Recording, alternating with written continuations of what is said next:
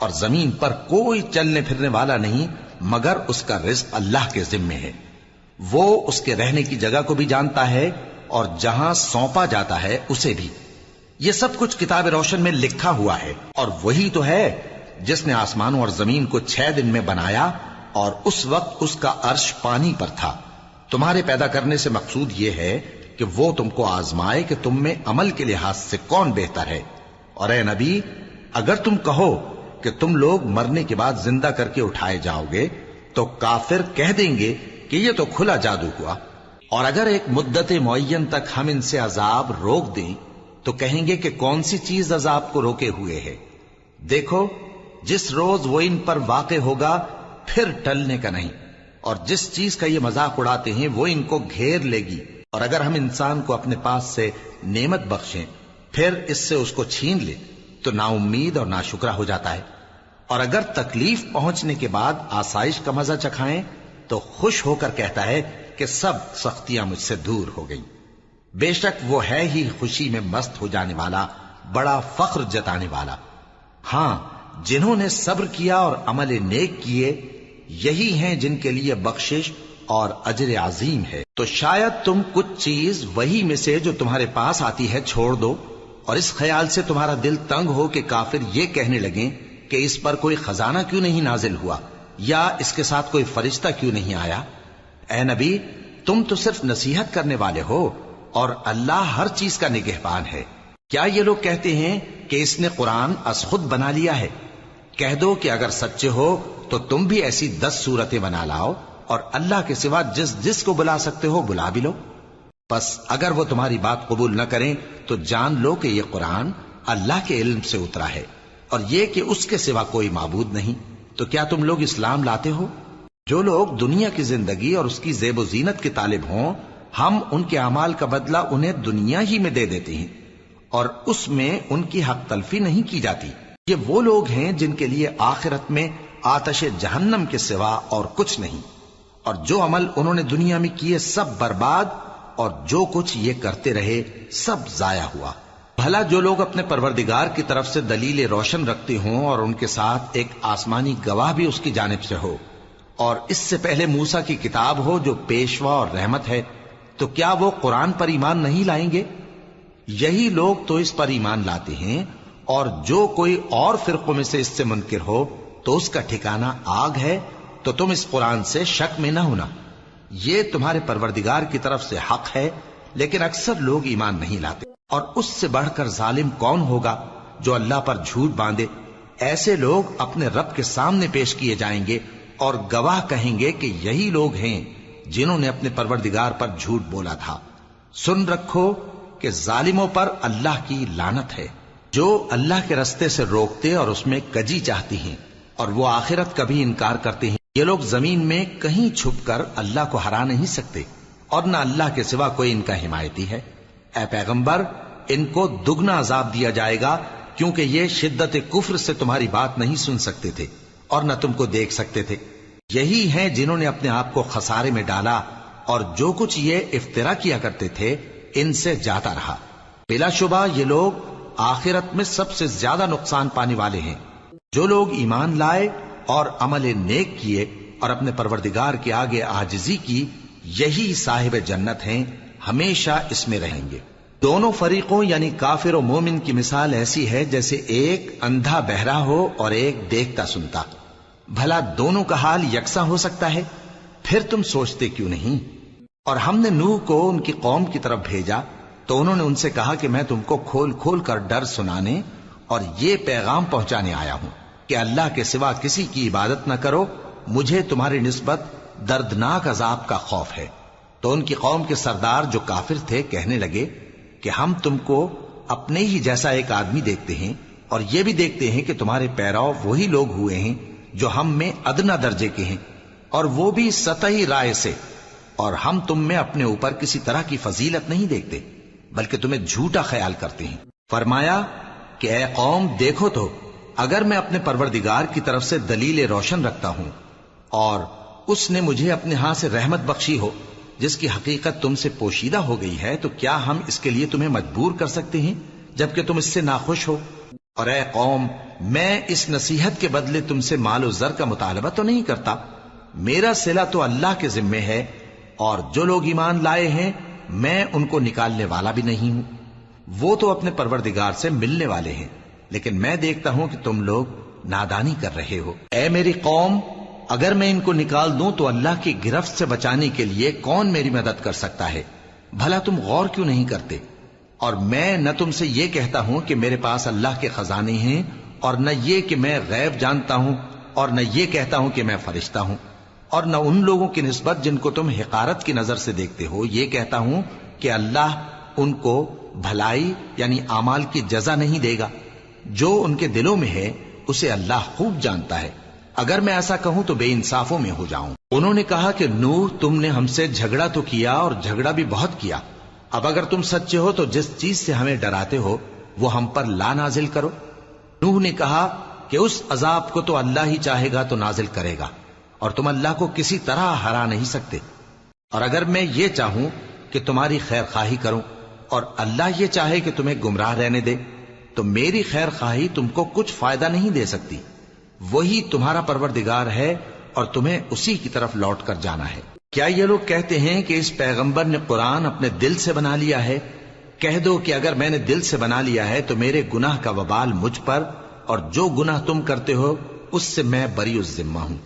اور نوح کی طرف وحی کی گئی کہ تمہاری قوم میں جو لوگ ایمان لا چکے ان کے سوا اور کوئی ایمان نہیں لائے گا، تو جو کام یہ کر رہے ہیں ان کی وجہ سے غم نہ کھاؤ، اور ایک کشتی ہمارے حکم سے ہمارے سامنے بناؤ، اور جو لوگ ظالم ہیں ان کے بارے میں مجھ سے کچھ نہ کہنا، کیونکہ وہ ضرور غرق کر دیے جائیں گے۔ اور نوح نے کشتی بنانا شروع کر دی، اور جب ان کی قوم کے سردار ان کے پاس سے گزرتے تو ان سے تمسخر کرتے۔ وہ کہتے کہ اگر تم ہم سے تمسخر کرتے ہو تو جس طرح تم ہم سے تمسخر کرتے ہو اسی طرح ایک وقت ہم بھی تم سے تمسخر کریں گے، اور تم کو جلد معلوم ہو جائے گا کہ کس پر عذاب آتا ہے جو اسے رسوا کرے گا، اور کس پر ہمیشہ کا عذاب نازل ہوتا ہے، یہاں تک کہ جب ہمارا حکم آ پہنچا اور تنور جوش مارنے لگا تو ہم نے نوح کو حکم دیا کہ ہر قسم کے پالتو جانوروں میں سے جوڑا جوڑا یعنی ایک ایک نر اور ایک ایک مادہ لے لو، اور جس شخص کی نسبت حکم ہو چکا ہے کہ ہلاک ہو جائے گا اس کو چھوڑ کر اپنے گھر والوں کو اور جو ایمان لایا ہو اس کو کشتی میں سوار کر لو، اور ان کے ساتھ ایمان بہت ہی کم لوگ لائے تھے۔ نوح نے کہا کہ اللہ کا نام لے کر کہ اسی کے کرم سے اس کا چلنا اور ٹھہرنا ہے، اس میں سوار ہو جاؤ، بے شک میرا پروردگار بخشنے والا ہے، مہربان ہے۔ اور وہ ان کو لے کر طوفان کی لہروں میں چلنے لگی۔ لہریں کیا تھیں؟ گویا پہاڑ تھے۔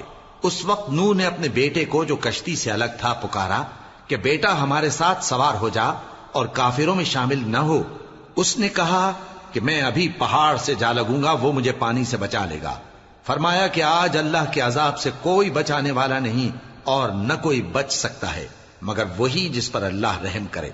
اتنے میں دونوں کے درمیان لہر حائل ہو گئی اور وہ ڈوب کر رہ گیا، اور حکم دیا گیا کہ اے زمین اپنا پانی نگل جا اور اے آسمان تھم جا، اور پانی خشک ہو گیا اور کام تمام کر دیا گیا، اور کشتی کوہ جودی پر جا ٹھہری، اور کہہ دیا گیا کہ بے انصاف لوگوں پر لعنت۔ اور نوح نے اپنے پروردگار کو پکارا اور کہا کہ پروردگار، میرا بیٹا بھی میرے گھر والوں میں ہے، تو اس کو بھی نجات دے، تیرا وعدہ سچا ہے اور تو بہترین حاکم ہے۔ اللہ نے فرمایا کہ اے نوح، وہ تیرے گھر والوں میں نہیں ہے، وہ تو سراسر بد عمل ہے، تو جس چیز کی تم کو حقیقت معلوم نہیں اس کے بارے میں مجھ سے درخواست ہی نہ کرو، اور میں تم کو نصیحت کرتا ہوں کہ نادان نہ بنو۔ نوح نے کہا پروردگار، میں تجھ سے پناہ مانگتا ہوں کہ ایسی چیز کی تجھ سے درخواست کروں جس کی حقیقت مجھے معلوم نہیں، اور اگر تو مجھے نہیں بخشے گا اور مجھ پر رحم نہیں فرمائے گا تو میں تباہ ہو جاؤں گا۔ حکم ہوا کہ نوح ہماری طرف سے سلامتی اور برکتوں کے ساتھ جو تم پر اور تمہارے ساتھ کی جماعتوں پر نازل کی گئی ہیں اتر آؤ، اور کچھ اور جماعتیں ہوں گی جن کو ہم دنیا کے فوائد سے بہرہ مند کریں گے، پھر ان کو ہماری طرف سے عذاب علیم پہنچے گا۔ یہ حالات غیب کی خبروں میں سے ہیں جو ہم تمہاری طرف بھیجتے ہیں، اور اس سے پہلے نہ تم ہی ان کو جانتے تھے اور نہ تمہاری قوم ہی ان سے واقف تھی، تو صبر کرو کہ انجام پرہیزگاروں ہی کا بھلا ہے۔ اور ہم نے قوم عاد کی طرف ان کے بھائی ہود کو بھیجا. انہوں نے کہا اے میری قوم اللہ ہی کی عبادت کرو، اس کے سوا تمہارا کوئی معبود نہیں. تم شرک کر کے اللہ پر محض بہتان باندھتے ہو. میری قوم میں اس واض و نصیحت کا تم سے کچھ صلہ نہیں مانگتا. میرا صلہ تو اس کے ذمے ہے جس نے مجھے پیدا کیا. بھلا تم سمجھتے کیوں نہیں؟ اور اے قوم اپنے پروردگار سے بخشش مانگو، پھر اس کے آگے توبہ کرو. وہ تم پر آسمان سے موسلا دھار بارش برسائے گا اور تمہاری طاقت پر طاقت بڑھائے گا. اور دیکھو گناہگار بن کر روگردانی نہ کرو. وہ بولے ہود تم ہمارے پاس کوئی دلیل ظاہر نہیں لائے، اور ہم صرف تمہارے کہنے سے نہ اپنے معبودوں کو چھوڑنے والے ہیں اور نہ تم پر ایمان لانے والے ہیں. ہم تو یہ سمجھتے ہیں کہ ہمارے کسی معبود نے تمہیں تکلیف پہنچا کر دیوانہ کر دیا ہے. انہوں نے کہا کہ میں اللہ کو گواہ کرتا ہوں اور تم بھی گواہ رہو کہ جن کو تم اللہ کا شریک بناتے ہو میں ان سے بیزار ہوں. یعنی جن کی اللہ کے سوا عبادت کرتے ہو تو تم سب مل کر میرے بارے میں جو تدبیر کرنی چاہو کر لو اور مجھے مہلت نہ دو. میں اللہ پر جو میرا اور تمہارا سب کا پروردگار ہے بھروسہ رکھتا ہوں. زمین پر جو چلنے پھرنے والا ہے وہ اللہ کے قبضہ قدرت میں ہے. بے شک میرا پروردگار سیدھے رستے پر ہے. اب اگر تم روگردانی کرو گے تو جو پیغام میرے ذریعے تمہاری طرف بھیجا گیا ہے وہ میں نے تمہیں پہنچا دیا ہے، اور میرا پروردگار تمہاری جگہ اور لوگوں کو لا بسائے گا، اور تم اللہ کا کچھ بھی نہیں بگاڑ سکو گے. میرا پروردگار تو ہر چیز پر نگہبان ہے. اور جب ہمارا حکم عذاب آ پہنچا تو ہم نے ہود کو اور جو لوگ ان کے ساتھ ایمان لائے تھے ان کو اپنی مہربانی سے بچا لیا اور انہیں عذاب شدید سے نجات دی. یہ وہی قوم عاد ہے جس نے اللہ کی نشانیوں سے انکار کیا اور اس کے پیغمبروں کی نافرمانی کی اور ہر سرکش و متکبر کا کہا مانا. اور اس دنیا میں بھی لعنت ان کے پیچھے لگی رہی اور قیامت کے دن بھی لگی رہے گی. دیکھو قوم عاد نے اپنے پروردگار سے کفر کیا، اور سن رکھو قوم عاد پر پھٹکار ہے جو ہود کی قوم تھی. اور قوم سمود کی طرف ان کے بھائی صالح کو بھیجا تو انہوں نے کہا اے قوم اللہ ہی کی عبادت کرو، اس کے سوا تمہارا کوئی معبود نہیں. اسی نے تم کو زمین سے پیدا کیا اور اس میں آباد کیا، تو اس سے مغفرت مانگو اور اس کے آگے توبہ کرو. بے شک میرا پروردگار نزدیک بھی ہے اور دعا کا قبول کرنے والا بھی ہے. انہوں نے کہا کہ صالح اس سے پہلے ہم تم سے کئی طرح کی امیدیں رکھتے تھے، اب وہ منقطع ہو گئی. کیا تم ہم کو ان چیزوں سے منع کرتے ہو جن کو ہمارے بزرگ پوجتے آئے ہیں؟ اور جس بات کی طرف تم ہمیں بلاتے ہو اس کی طرف سے ہم بڑے بھاری شک میں ہیں. صالح نے کہا اے میری قوم بھلا دیکھو تو اگر میں اپنے پروردگار کی طرف سے کھلی دلیل پر ہوں اور اس نے مجھے اپنے ہاتھ سے نبوت کی نعمت بخشی ہو، تو اگر میں اللہ کی نافرمانی کروں تو اس کے سامنے میری کون مدد کرے گا؟ تم تو کفر کی باتوں سے میرا نقصان ہی کرتے ہو. اور یہ بھی کہا کہ اے قوم یہ اللہ کی اونٹنی تمہارے لیے ایک نشانی یعنی معجزہ ہے، تو اس کو چھوڑ دو کہ اللہ کی زمین میں جہاں چاہے چرتی پھرے، اور اس کو کسی طرح کی تکلیف نہ دینا ورنہ تمہیں جلد عذاب آ پکڑے گا. مگر انہوں نے اس کو کاٹ ڈالا. تو صالح نے کہا کہ اپنے گھروں میں 3 دن اور فائدے اٹھا لو، یہ وعدہ ہے کہ جھوٹا نہ ہوگا. پس جب ہمارا حکم آ گیا تو ہم نے صالح کو اور جو لوگ ان کے ساتھ ایمان لائے تھے ان کو اپنی مہربانی سے بچا لیا اور اس دن کی رسوائی سے محفوظ رکھا. بے شک تمہارا پروردگار طاقتور ہے، زبردست ہے. اور جن لوگوں نے ظلم کیا تھا ان کو چنگھاڑ کی صورت میں عذاب نے آ پکڑا تو وہ اپنے گھروں میں اوندھے پڑے رہ گئے، گویا کبھی ان میں بسے ہی نہ تھے. سن رکھو کہ قوم سمود نے اپنے پروردگار سے کفر کیا، اور سن رکھو قوم سمود پر پھٹکار ہے. اور ہمارے فرشتے ابراہیم کے پاس بشارت لے کر آئے تو سلام کہا، انہوں نے بھی جواب میں سلام کہا. ابھی کچھ وقفہ نہیں ہوا تھا کہ ابراہیم ایک بھنا ہوا بچڑا لے آئے. پھر جب دیکھا کہ ان کے ہاتھ کھانے کی طرف نہیں بڑھتے یعنی وہ کھانا نہیں کھاتے تو ان کو اجنبی سمجھ کر دل میں خوف کیا. فرشتوں نے کہا کہ خوف نہ کیجیے، ہم قوم لوط کی طرف ان کے ہلاک کرنے کو بھیجے گئے ہیں. اور ابراہیم کی بیوی جو پاس کھڑی تھی ہنس پڑی تو ہم نے اس کو اسحاق کی اور اسحاق کے بعد یعقوب کی خوشخبری دی. اس نے کہا اے میرے بچہ ہوگا، میں تو بڑھیا ہوں اور یہ میرے میاں بھی بوڑھے ہیں، یہ تو بڑی عجیب بات ہے. انہوں نے کہا کیا تم اللہ کی قدرت سے تعجب کرتی ہو؟ اے اہل بیت، تم پر اللہ کی رحمت اور اس کی برکتیں ہیں، وہ لائق تعریف ہے، بڑا ہے۔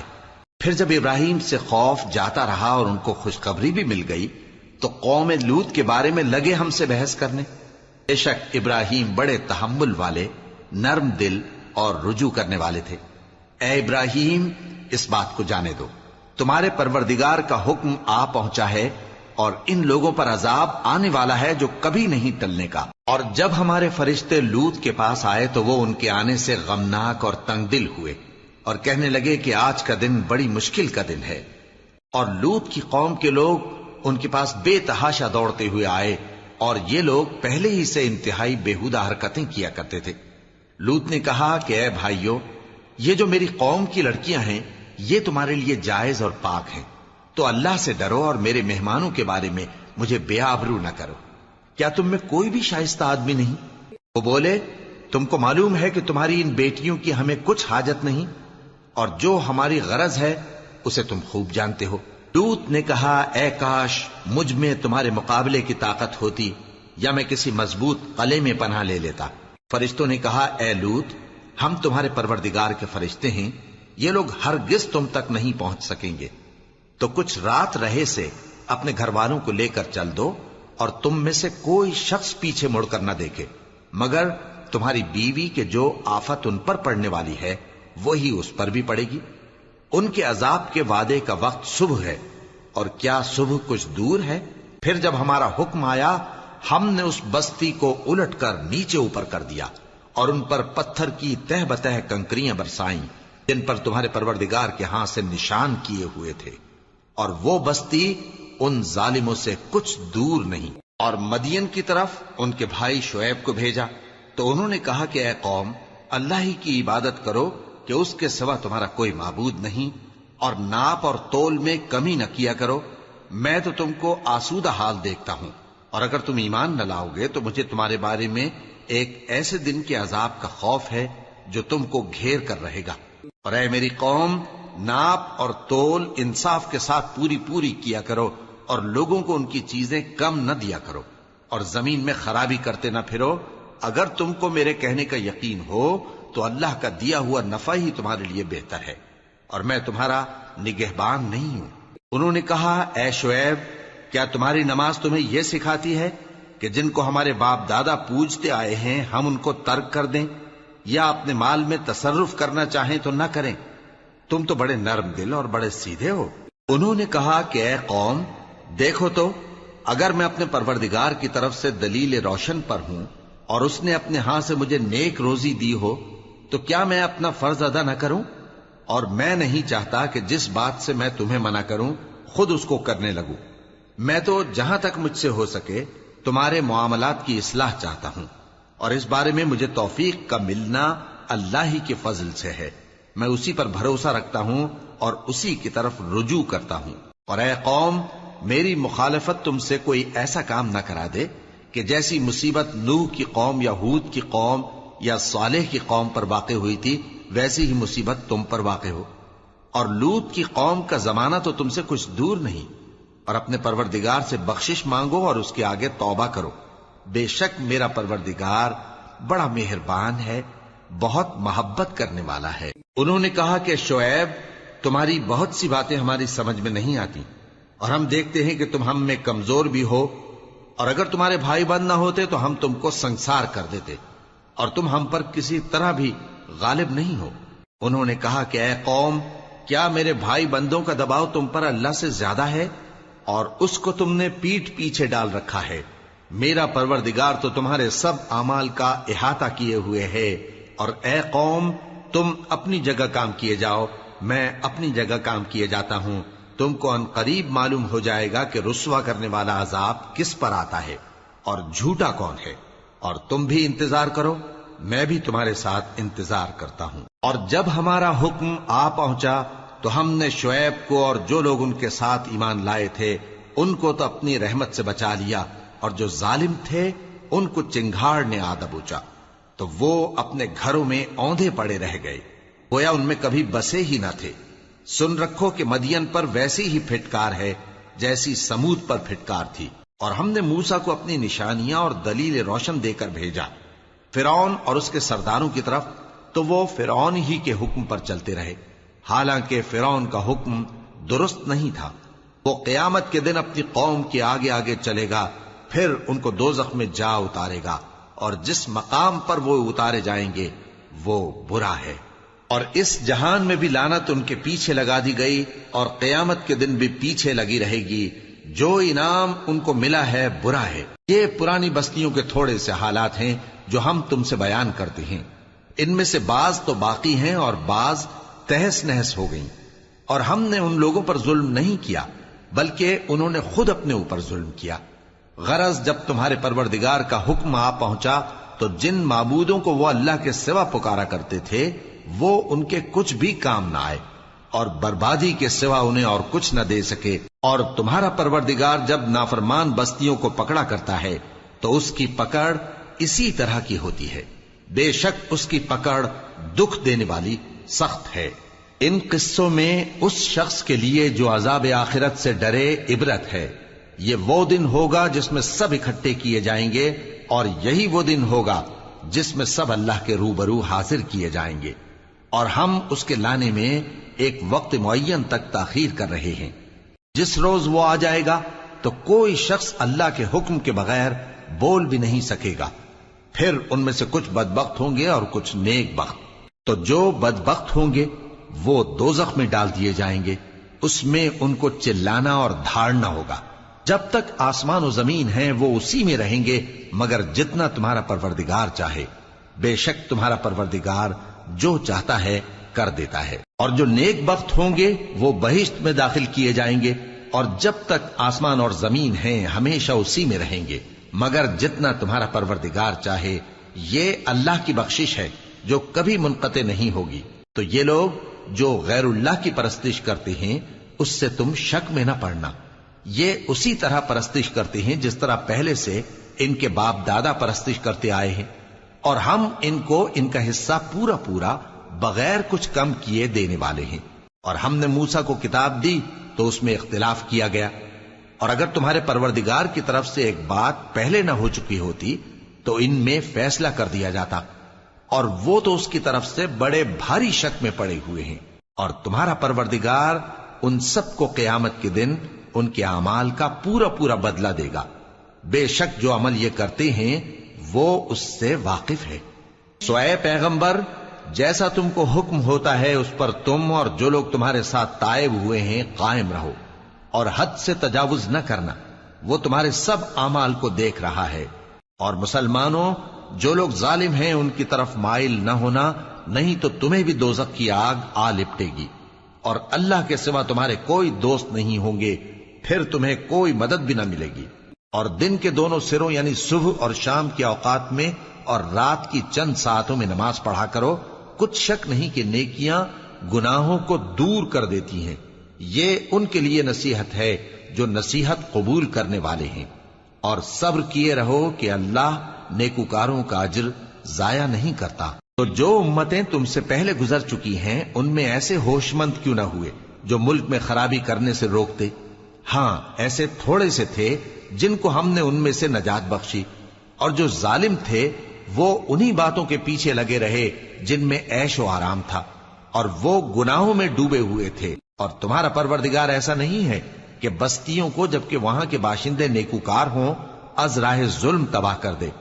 اور اگر تمہارا پروردگار چاہتا تو تمام لوگوں کو ایک ہی جماعت کر دیتا، اور وہ برابر اختلاف کرتے رہیں گے، مگر جن پر تمہارا پروردگار رحم فرمائے، اور اسی لیے اس نے ان کو پیدا کیا ہے۔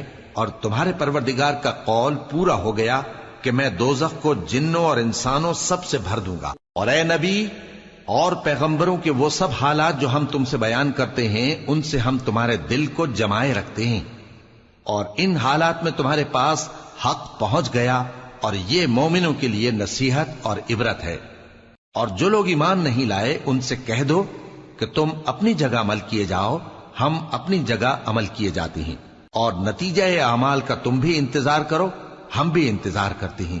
اور آسمانوں اور زمین کی چھپی چیزوں کا علم اللہ ہی کو ہے، اور تمام معاملات اسی کی طرف رجوع کیے جائیں گے تو اسی کی عبادت کرو اور اسی پر بھروسہ رکھو، اور جو کچھ تم لوگ کر رہے ہو تمہارا پروردگار اس سے بے خبر نہیں۔ شروع اللہ کا نام لے کر جو بڑا مہربان نہایت رحم والا ہے۔ الف لام را، یہ کتاب روشن کی آیتیں ہیں، ہم نے اس قرآن کو عربی میں نازل کیا ہے تاکہ تم لوگ سمجھ سکو۔ اے پیغمبر، ہم اس قرآن کے ذریعے سے جو ہم نے تمہاری طرف بھیجا ہے تمہیں ایک نہایت اچھا قصہ سناتے ہیں، اور تم اس سے پہلے بے خبر تھے۔ جب یوسف نے اپنے والد سے کہا کہ ابا، میں نے خواب میں 11 ستاروں اور سورج اور چاند کو دیکھا ہے، دیکھتا کیا ہوں کہ وہ مجھے سجدہ کر رہی ہیں۔ انہوں نے کہا کہ بیٹا، اپنے خواب کا ذکر اپنے بھائیوں سے نہ کرنا، نہیں تو وہ تمہارے حق میں کوئی چال چلیں گے۔ کچھ شک نہیں کہ شیطان انسان کا کھلا دشمن ہے، اور اسی طرح اللہ تمہیں برگزیدہ و ممتاز کرے گا اور خواب کی باتوں کی تعبیر کا علم سکھائے گا، اور جس طرح اس نے اپنی نعمت پہلے تمہارے دادا پر دادا ابراہیم اور اسحاق پر پوری کی تھی، اسی طرح تم پر اور اولاد یعقوب پر پوری کرے گا۔ بے شک تمہارا پروردگار سب کچھ جاننے والا ہے، حکمت والا ہے۔ ہاں، یوسف اور ان کے بھائیوں کے قصے میں پوچھنے والوں کے لیے بہت سی نشانیاں ہیں۔ جب انہوں نے آپس میں تذکرہ کیا کہ یوسف اور اس کا بھائی ابا کو ہم سے زیادہ پیارے ہیں، حالانکہ ہم جماعت کی جماعت ہیں، کچھ شک نہیں کہ ابا کھلی غلطی پر ہیں۔ یوسف کو یا تو جان سے مار ڈالو یا کسی ملک میں پھینک آؤ، پھر ابا کی توجہ صرف تمہاری طرف ہو جائے گی، اور اس کے بعد تم نیک لوگوں میں ہو جاؤ گے۔ ان میں سے ایک کہنے والے نے کہا کہ یوسف کو جان سے نہ مارو، کسی اندھے کنویں میں ڈال دو کہ کوئی راہگیر اسے نکال کر کسی دوسرے ملک میں لے جائے گا۔ اگر تم کو کرنا ہی ہے تو یوں کرو۔ یہ مشورہ کر کے وہ اپنے والد سے کہنے لگے کہ ابا جان، کیا سبب ہے کہ آپ یوسف کے بارے میں ہمارا اعتبار نہیں کرتے؟ حالانکہ ہم اس کے خیر خواہ ہیں، کل اسے ہمارے ساتھ بھیج دیجئے کہ خوب میوے کھائے اور کھیلے کودے، ہم اس کے نگہبان ہیں۔ انہوں نے کہا کہ یہ امر مجھے غمناک کیے دیتا ہے کہ تم اسے لے جاؤ، یعنی وہ مجھ سے جدا ہو جائے، اور مجھے یہ بھی خوف ہے کہ تم کھیل میں اس سے غافل ہو جاؤ اور اسے بھیڑیا کھا جائے۔ وہ کہنے لگے کہ اگر ہماری موجودگی میں کہ ہم ایک طاقتور جماعت ہیں اسے بھیڑیا کھا گیا تو ہم بڑے نقصان میں پڑ گئے۔ غرض جب وہ اس کو لے گئے اور اس بات پر اتفاق کر لیا کہ اس کو اندھے کنویں میں ڈال دیں، اور ہم نے یوسف کی طرف وحی بھیجی کہ ایک وقت ایسا آئے گا کہ تم انہیں ان کے اس سلوک سے آگاہ کرو گے، اور ان کو اس وحی کی کچھ خبر نہ ہوگی۔ اور یہ حرکت کر کے وہ رات کے وقت باپ کے پاس روتے ہوئے آئے، کہنے لگے کہ ابا جان، ہم تو دوڑنے اور ایک دوسرے سے آگے نکلنے میں مصروف ہو گئے اور یوسف کو اپنے اسباب کے پاس چھوڑ گئے تو اسے بھیڑیا کھا گیا، اور آپ ہماری بات کو گو ہم سچ ہی کہتے ہیں باور نہیں کریں گے۔ اور ان کے کرتے پر جھوٹ موٹ کا لہو بھی لگا لائے۔ یعقوب نے کہا کہ یوں نہیں ہے، بلکہ تم اپنے دل سے یہ بات بنا لائے ہو۔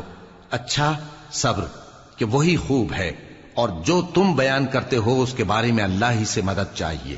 اور اب اللہ کی شان دیکھو کہ اس کنویں کے قریب ایک قافلہ آوارد ہوا اور انہوں نے پانی کے لیے اپنا سقا بھیجا تو اس نے کنویں میں ڈول لٹکایا، یوسف اس سے لٹک گئے۔ وہ بولا، زہے قسمت، یہ تو ایک لڑکا ہے، اور اس کو قیمتی سرمایہ سمجھ کر چھپا لیا۔ اور جو کچھ وہ کرتے تھے اللہ کو خوب معلوم تھا، اور انہوں نے اس کو تھوڑی سی قیمت یعنی مادود چند درہموں پر بیچ ڈالا، اور وہ اس سے بیزار ہو رہے تھے۔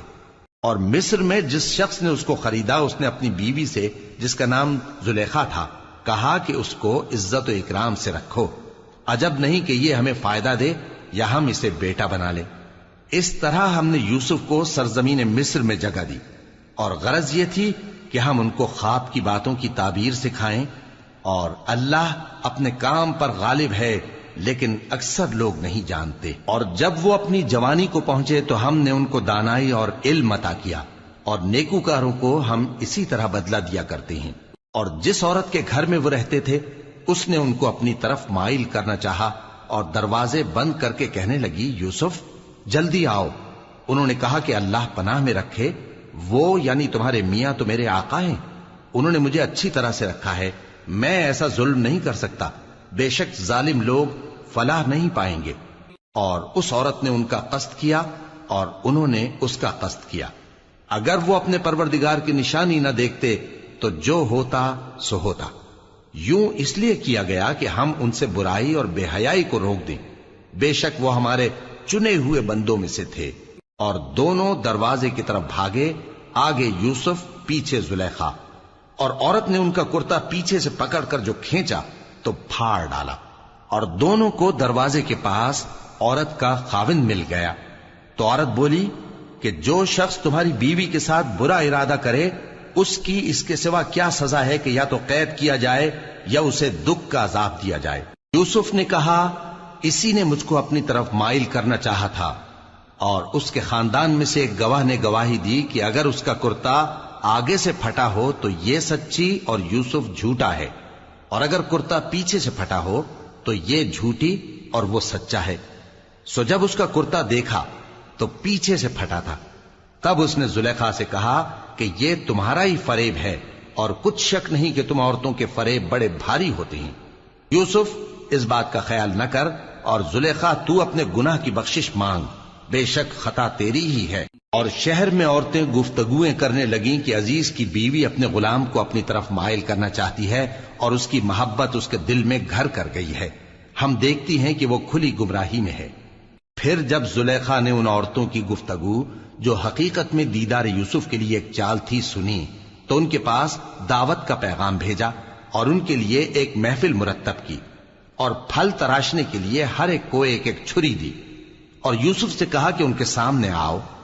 جب عورتوں نے ان کو دیکھا تو ان کا روب حسن ان پر ایسا چھا گیا کہ پھل تراشتے تراشتے اپنے ہاتھ کاٹ لیے، اور بے ساختہ بول اٹھیں کہ اللہ پاک ہے، یہ آدمی نہیں، یہ تو کوئی بزرگ فرشتہ ہے۔ زلیخا نے کہا تو یہ وہی ہے جس کے بارے میں تم مجھے تانے دیتی تھیں، اور بے شک میں نے اس کو اپنی طرف مائل کرنا چاہا مگر یہ بچا رہا، اور اگر یہ وہ کام نہ کرے گا جو میں اسے کہتی ہوں تو قید کر دیا جائے گا اور ذلیل ہوگا۔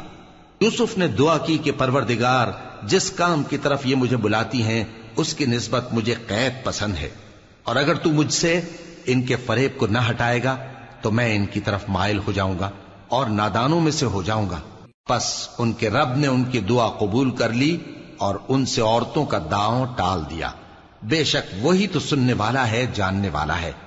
پھر باوجود اس کے کہ وہ لوگ ان کی بے گناہی کے نشان دیکھ چکے تھے، ان کی رائے یہی ٹھہری کہ کچھ عرصے کے لیے ان کو قید ہی کر دیں، اور ان کے ساتھ دو اور جوان بھی داخل زندہ ہوئے۔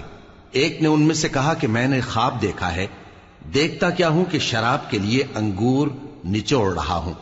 دوسرے نے کہا کہ میں نے بھی خواب دیکھا ہے، میں یہ دیکھتا ہوں کہ اپنے سر پر روٹیاں اٹھائے ہوئے ہوں اور پرندے ان میں سے کھا رہے ہیں، تو ہمیں ان کی تعبیر بتا دیجئے کہ ہم تمہیں نیکوکار دیکھتے ہیں۔ یوسف نے کہا کہ جو کھانا تم کو ملنے والا ہے وہ آنے نہیں پائے گا کہ میں اس سے پہلے تم کو اس کی تعبیر بتا دوں گا۔ یہ ان باتوں میں سے ہے جو میرے پروردگار نے مجھے سکھائی ہیں۔ جو لوگ اللہ پر ایمان نہیں لاتے اور آخرت کا انکار کرتے ہیں، میں نے ان کا مذہب چھوڑ دیا ہے، اور میں اپنے باپ دادا ابراہیم اور اسحاق اور یعقوب کے مذہب پر چلتا ہوں۔ ہمیں شایع نہیں ہے کہ کسی چیز کو اللہ کے ساتھ شریک بنائیں، یہ اللہ کا فضل ہے ہم پر بھی اور لوگوں پر بھی، لیکن اکثر لوگ شکر نہیں کرتے۔ اے میرے قید خانے کے رفیقو، بھلا کئی جدا جدا آقا اچھے یا اللہ جو اکیلا ہے سب پر غالب ہے؟ جن چیزوں کی تم اللہ کے سوا پرستش کرتے ہو وہ صرف نام ہی نام ہیں جو تم نے اور تمہارے باپ دادا نے رکھ لیے ہیں، اللہ نے ان کی کوئی سند نازل نہیں کی۔ سن رکھو کہ اللہ کے سوا کسی کی حکومت نہیں ہے، اس نے ارشاد فرمایا ہے کہ اس کے سوا کسی کی عبادت نہ کرو، یہی سیدھا دین ہے، لیکن اکثر لوگ نہیں جانتے۔ اے میرے قید خانے کے رفیقو، تم میں سے ایک جو پہلا خواب بیان کرنے والا ہے وہ تو اپنے آقا کو شراب پلایا کرے گا، اور جو دوسرا ہے وہ سولی دیا جائے گا، اور پرندے اس کا سر نوچ کھائیں گے۔ جو بات تم مجھ سے پوچھتے تھے وہ فیصل ہو چکی ہے، اور ان دونوں میں سے جس کی نسبت یوسف نے خیال کیا کہ وہ رہائی پا جائے گا، اس سے کہا کہ اپنے آقا سے میرا ذکر بھی کر دینا۔ پھر شیطان نے اسے ان کا اپنے آقا سے ذکر کرنا بھلا دیا، اور یوسف کئی برس قید خانے ہی میں رہے۔ اور بادشاہ نے کہا کہ میں نے خواب دیکھا ہے، دیکھتا کیا ہوں کہ 7 موٹی گائیں ہیں جن کو 7 دبلی گائیں کھا رہی ہیں، اور 7 خوشے سبز ہیں اور 7 خشک۔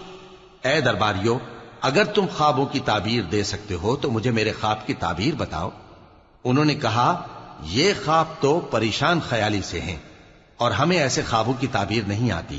اور وہ شخص جو دونوں قیدیوں میں سے رہائی پا گیا تھا اور جسے مدت کے بعد وہ بات یاد آ گئی، بول اٹھا کہ میں آپ کو اس کی تعبیر لا بتاتا ہوں، مجھے قید خانے جانے کی اجازت دیجیے۔ غرض وہ یوسف کے پاس آیا اور کہنے لگا، یوسف، اے بڑے سچے یوسف، ہمیں اس خواب کی تعبیر بتائیے کہ 7 موٹی گایوں کو 7 دبلی گائیں کھا رہی ہیں اور 7 خوشے سبز ہیں اور 7 سوکھے، تاکہ میں لوگوں کے پاس واپس جا کر تعبیر بتاؤں۔ عجب نہیں کہ وہ تمہاری قدر جانے۔ انہوں نے کہا کہ تم لوگ 7 سال متواتر کھیتی کرتے رہو گے، تو جو غلہ کاٹو تو تھوڑے سے غلے کے سوا جو کھانے میں آئے باقی کو خوشوں میں ہی رہنے دینا۔ پھر اس کے بعد خشک سالی کے 7 سخت سال آئیں گے کہ جو غلہ تم نے جمع کر رکھا ہوگا وہ سب کو کھا جائیں گے، صرف وہی تھوڑا سا رہ جائے گا جو تم احتیاط سے رکھ چھوڑو گے۔